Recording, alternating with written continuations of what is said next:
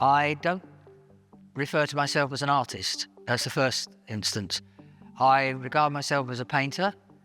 Painting is a pursuit, but it's a very particular kind of pursuit. I believe painting is a discourse, which is, a hell of a lot more than just an activity. Now all I'm doing is just putting this as a ground colour, and then I'll put liquid over the whole thing once it's dry and paint into that liquid using just Payne's grey. So it's kind of wet into wet, but not as we know it, as they say. I'm trying to find meaning and purpose. I paint because it's worthwhile, and that in itself gives meaning to my existence, as it were.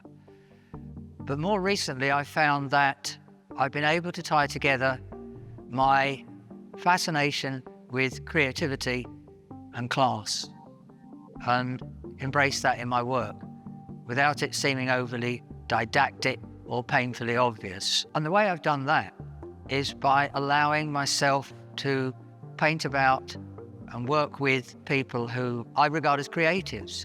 For me, you see, creativity is an act of transformation or alchemy. You take one thing and it becomes another, right? Its status changes, but it's also its form may change. Creativity, and painting in particular, is about the philosophy of mind. That's really where it begins and ends with me. And I find it in the environments in which I meet these people, whether it be their studio, whether it be their workshop. I wanted to produce paintings that actually have a vernacular quality. That means they're accessible, but not self-evident. And the vernacular in painting and in art in general fascinates me because I think it's the key to a form of class consciousness. I grew up in a house that not only did we not have paintings, we didn't have books. So when I went to art school, I discovered that the vernacular was my way in.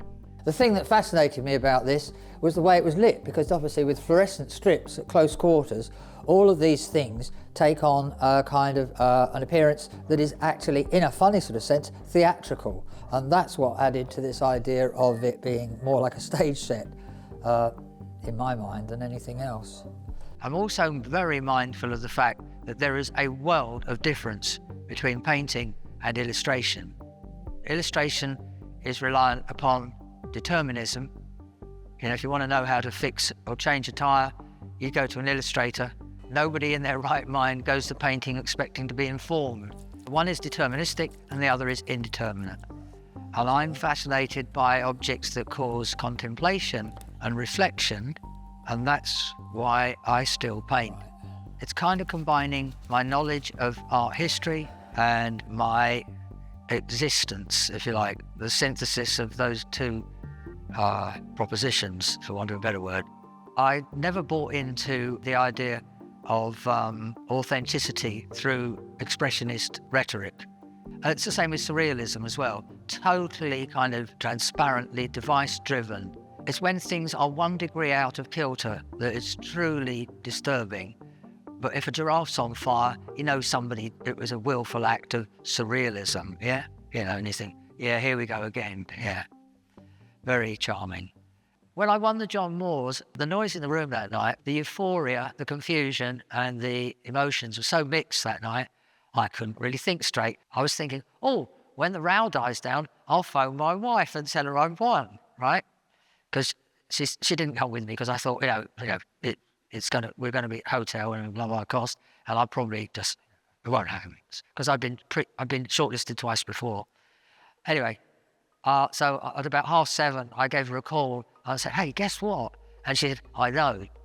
And I said, what do you mean you know? She said, well, it's on the BBC News.